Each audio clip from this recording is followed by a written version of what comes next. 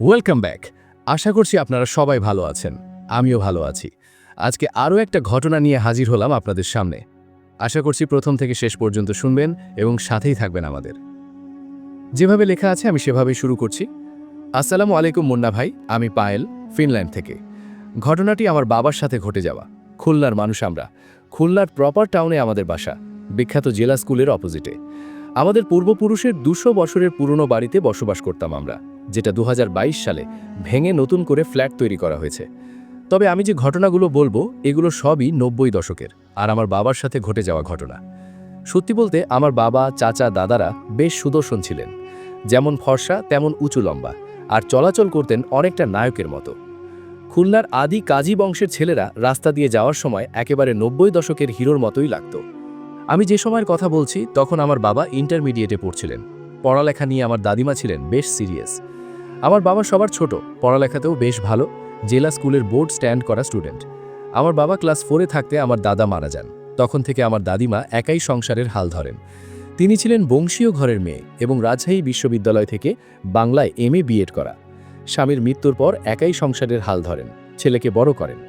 তিনি নিজেও যেহেতু সেই আমলে বেশ শিক্ষিত ছিলেন, যার ফলে পড়ালেখা নিয়ে সন্তানদের সাথে কোনো কম্প্রোমাইজ করতেন না।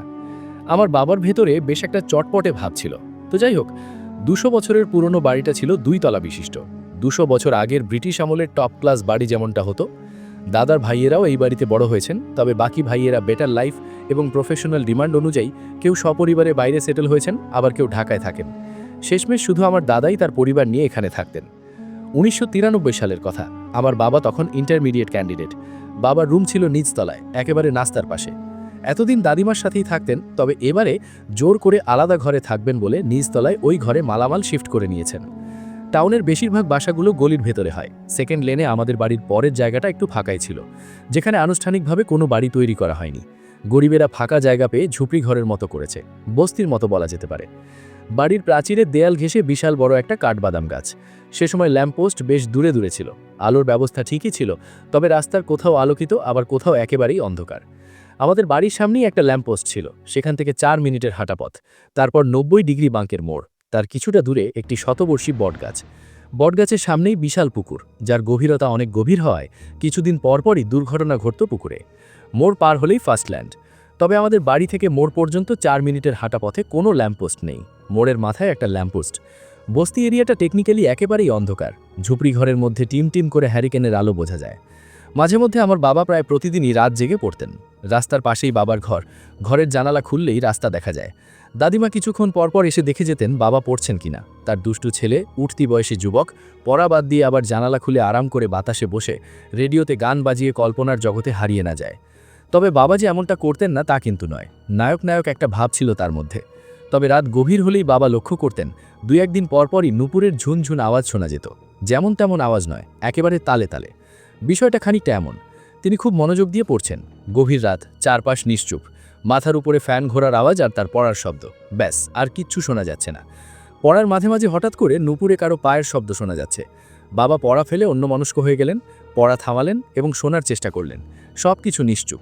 বাবা ভাবলেন হয়তো মনের ভুল, পড়ায় মনোযোগ দিলেন। হঠাৎ আমার সেই শব্দ।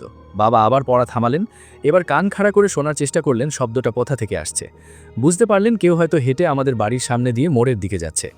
2-3 মাস বাবা পাত্তাই দেননি। এরপরে যখন এক প্রকারে নিয়মিতভাবে গভীর রাতে রাস্তা দিয়ে নুপুর পড়ে কারো হাঁটার শব্দ পেতেন, একদিন তিনি দাদিমাকে জিজ্ঞেস করলেন, আচ্ছা মা, তুমি কি গভীর রাতে কখনো নুপুরের আওয়াজ শুনতে পাও?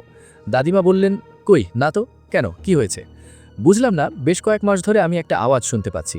মনে হয় কেউ হয়তো আমাদের জানালার সামনে দিয়ে নুপুর পায়ে হাঁটতে হাঁটতে মোড়ের দিকে চলে যায়, আবার মোড় থেকে আমাদের জানালার কাছে হেঁটে আসে। দাদিমা এক নিঃশ্বাসে বললেন, পড়ালেখায় ফাঁকিবাজি করার মতলব নাকি অন্য কোনো চক্কর? জানালা একেবারেই খুলবি না, নিজেকে কি মনে করিস? সারাদিন শুধু রেডিও আর গান, নাটক বাদ দিয়ে চুপচাপ পড়ালেখা কর। টেস্ট পরীক্ষায় খারাপ করলে ওই রেডিও আমি ভেঙে ফেলব। কিন্তু বাবা অবাক হয়ে চেয়ে রইলেন। অদ্ভুত তো, সমস্যার সমাধান তো পেলেনই না, উল্টো বকা খেয়ে বসলেন। সম্ভবত তিনি বেশ সাহসী। এবার তিনি ঠিক করলেন যত যাই হোক এর একটা সমাধান করতে হবে। পড়াশোনায় মন বসাতেই পারছেন না, শুধু মনে হচ্ছে কেউ ইচ্ছে করেই হয়তো তাকে অমনোযোগী করে তুলছে। এরপর থেকে প্রতিদিন রাতে বাবা কান পেতে থাকেন। 3 দিন নুপুরের শব্দের উৎপাত বন্ধ। বেশ মনোযোগের সাথেই টেস্ট পরীক্ষার প্রিপারেশন নিচ্ছেন বাবা। চতুর্থ দিন ঘড়িতে ঠিক রাত 1:10 যখন আবার সেই ঝুন ঝুন ঝুন। বাবা শব্দ পাওয়া মাত্রই ঘড়ির দিকে তাকালেন এবং শব্দের দিকে অনুভব করতে শুরু করলেন।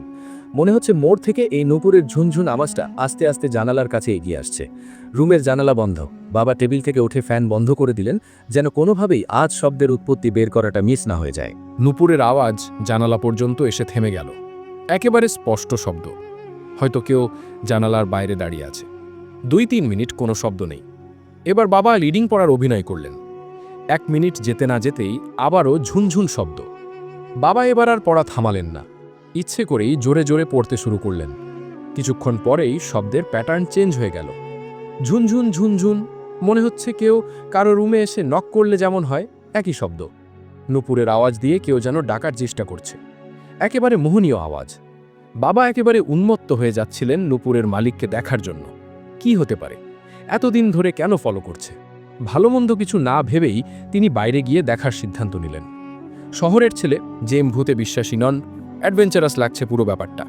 7-5 না ভেবে তিনি মেইন গেট খুলে বেরিয়ে পড়লেন। বেরোনো মাত্রই দেখতে পেলেন তার রুমের জানলার অপোজিটে একটি মেয়ে দাঁড়িয়ে আছে। সাদা রঙের শাড়ি পরা, চুলগুলো কোমরাবধি। বাবাকে দেখে মেয়েটি নূপুর পায়ে ঝুলঝুল করতে করতে মোড়ের দিকে হাঁটতে শুরু করল। কি অপূর্ব সৌন্দর্য! পেছন থেকে দেখে মনে হচ্ছিল কোনো একটা পরী হেঁটে যাচ্ছে। বাবা একেবারেই হিতাহিত জ্ঞান হারিয়ে পেছন পেছন যাচ্ছেন। নূপুরের শব্দ, হেঁটে চলার ভঙ্গি, সাথে অদ্ভুত একটা সুগন্ধ। মেয়েটিকে কাছ থেকে দেখার জন্য বাবা জোর কদমে এগিয়ে চলেছেন, কিন্তু কিছুতেই তার সামনে এগিয়ে যেতে পারছেন না। সামনে এগোবেন কি করে? তিনি তো মেয়েটার সাথেই হাঁটতে পারছেন না। তার আর মেয়েটির মাঝে মিনিমাম 3-4 হাতের একটা দূরত্ব। মেয়েটি খুবই ধীর গতিতে হেলে দুলে হাঁটছে, অপরদিকে বাবা দৌড়াচ্ছেন। তবুও কোনোভাবেই এই 3-4 হাত দূরত্ব অতিক্রম করা সম্ভব হচ্ছে না। এই 4 মিনিটের পথ যেন এক যুগের মতো মনে হচ্ছে। অদ্ভুত একটা টানে উদ্ভ্রান্তের মতো ছুটছেন বাবা। একদিকে মেয়েটিকে দেখার নেশা, অন্যদিকে দূরত্ব অতিক্রম করতে না পারার জেদ। সব মিলিয়ে এক প্রকার অস্থিরতা বাবার মধ্যে। মেয়েটি হাঁটছে, কিছুক্ষণ পর পর চুলের আড়ালে একটু করে পেছন ফিরে তাকানোর চেষ্টা করছে। এ যেন ইচ্ছে করেই বাবার মনোযোগ আকর্ষণের চেষ্টা। সময় থমকে গেছে। 3-4 হাত দূরত্ব নিয়েই প্রায় মোড়ে পৌঁছে যাচ্ছে মেয়েটি। আরেকটু হলেই ল্যাম্পপোস্টের আলোতে মেয়েটিকে হয়তো দেখা যাবে। এই এক্ষুনি দেখতে পাবেন। এমন সময় পেছন থেকে আমার বাবাকে কেউ হ্যাঁচকা টান দিল। বাবা সামনে তাকাতেই দেখলেন ধোঁয়ার মধ্য দিয়ে মেয়েটি হঠাৎ করে কয়েক সেকেন্ডের জন্য পেছনে তাকিয়েই হিংস্র বিরক্তির চাহনিতে হাওয়ায় মিলিয়ে গেল। সে কি বিভৎস চেহারা! নাক একেবারে নাই বললেই চলে। কঙ্কাল যেমন শুধুমাত্র 2টো ছিদ্র নিয়ে চলে, অনেকটা সেরকম। হ্যাঁচকা টান খেয়েই বাবার ঘোর কাটল। পেছনে তাকিয়ে দেখেন নাইট গার্ড। শাহজাহান চাচা তাকে টান দিয়ে পেছনে ফেলে দিয়েছেন। সামনে তাকিয়ে দেখেন তিনি পুকুর পাড়ে পড়ে আছেন। একটুর জন্য শাহজাহান চাচার হ্যাঁচকা টান খেয়ে পুকুরে পড়ে যাওয়া থেকে বেঁচে গেছেন। এরপরেই তিনি অজ্ঞান হয়ে যান। বাসায় ফেরার পরে তিনি নিজেকে রুমে আবিষ্কার করেন। আশেপাশে তাকিয়ে দেখেন তাকে ঘিরে দাদিমা সহ 20-25 জন এলাকাবাসী আছেন। মাঝখানে একটা দিন পার হয়ে গেছে। একদিন ধরে তিনি অচেতন অবস্থায় ছিলেন। পরবর্তীতে একটু স্বাভাবিক হওয়ার পর বাবা জানতে পারেন শাহজাহান চাচা যেভাবে বলেছেন, বাবা প্রায় 15-20 মিনিট ধরে নিজের বাড়ির সামনে অস্বাভাবিকভাবে দাঁড়িয়েছিলেন। চাচা রাউন্ড দিতে এসে প্রথমে ভেবেছিলেন ছেলে বড় হচ্ছে, হয়তো বড়দের থেকে লুকিয়ে সিগারেট খেতে বাইরে বের হয়েছে। দূর থেকে ভালোভাবে নোটিস করলে তিনি দেখতে পান 10-15 মিনিট ধরে আমাদের বাড়ির পাশের কাঠবাদামের কাছে অনবরত মাথা ঠুকছেন তিনি। চাচা প্রথমে পাত্তা না দিলেও এই একই কাজ অনবরত করায় ধীরে ধীরে এগিয়ে আসতে থাকেন। চাচা যতটা কাছে আসতে থাকেন, বাবাও সেই গতিতেই উদ্ভ্রান্তের মতো ছুটে পুকুরের দিকে এগিয়ে যেতে থাকেন। বাবার মুখ দিয়ে গড়গড় আওয়াজ বের হচ্ছিল। শাহজাহান চাচা বিষয়টি আজ করতে পেরে তার সর্বোচ্চ শক্তি দিয়ে বাবাকে ধরার জন্য ছুটে চলেন। ছুটতে ছুটতে এক পর্যায়ে চাচা বাবাকে ধরে ফেলেন। চাচা আরও বলেন, আমি সারা রাত রাস্তায় কাটাই, অলিতে গলিতে কি হয় এর সবই আমি বুঝি।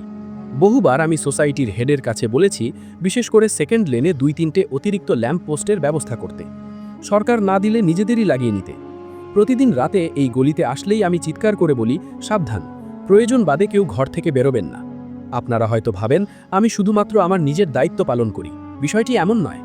আমি বেশ কয়েকবার এই মরীচিকার সম্মুখীন হয়েছি। প্রথমবার আল্লাহর অশেষ রহমতে খুব ভালো সাঁতারু ছিলাম বলে কোনোভাবেই আমাকে ডুবিয়ে মারতে পারিনি। এরপর থেকে আমি সতর্ক হয়ে গেছি। ছলনাময়ের প্ররোচনায় পড়িনি একবারও। বহুবার সামনে এসেছে। আল্লাহর কালাম পড়ে বুকে ফুঁ দিয়ে পাশ কাটিয়ে চলে গেছি। পরে নিজে দেখেছি মেয়েরূপী বস্তুটি ধোঁয়ায় মিলিয়ে আগুনের গোলায় পরিণত হয়ে এক লাফে বট গাছের মাথায় উঠে যায়। এখনকার ছেলেমেয়েরা খুব কৌতূহলী। নিষিদ্ধ জিনিসের প্রতি তাদের আকর্ষণ অনেক বেশি। এগুলো জানার পরে নিজেরাই ওই ছলনাময়ীর ডাকে সাড়া দেবে।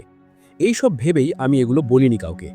সোসাইটিকে অন্যভাবে বলে সমাধান চেয়েছি, কিন্তু তার হলো কই? আজ আমি না থাকলে বড়সড় একটা দুর্ঘটনা ঘটে যেত। এ কোনো মানুষ নয়, এ হলো নিশির ডাক, বলেই গম্ভীর হয়ে বসে পড়লেন তিনি। তার মানে বাবা নিশির ডাকে সাড়া দিয়ে উদ্ভ্রান্তের মতো ছুটছিলেন। মুরব্বীরা ঠিকই বলতেন, মধ্যরাতের ডাকে সাড়া দিতে নেই, দিলেই বিপদ অনিবার্য। একেবারে সত্য ঘটনা। ভালো লাগলে শেয়ার করবেন ভাই। আপনার কণ্ঠে শোনার অপেক্ষায় রইলাম। বাবা বেঁচে থাকলে হয়তো আরও ডিটেলস লিখতে পারতেন। তার লেখা সারা বাংলাদেশ শুনবে জেনে হয়তো খুশি হতেন। তবে আল্লাহর ফয়সালা খুব কষ্ট হলেও মেনে নিয়েছি। আমার বাবার জন্য দোয়া করবেন, তিনি যেন ওপারে ভালো থাকেন। পরের বার আমার প্রথম ঘটনার দ্বিতীয় অংশ লিখব ইনশাআল্লাহ। ভালো থাকবেন কাজী। রুকসা ফারহিন পায়েল, হেলসিঙ্কি, ফিনল্যান্ড। যাই হোক, এই ছিল পায়েলের পাঠানো ঘটনা। আশা করছি ঘটনাটি আপনাদের ভালো লেগেছে। যদি ভালো লাগে তাহলে অবশ্যই আমাদেরকে জানাবেন, আর আপনারাও ঘটনা পাঠাবেন। তো আজকের মতো এতটুকুই। সবাই ভালো থাকবেন। আল্লাহ হাফিজ।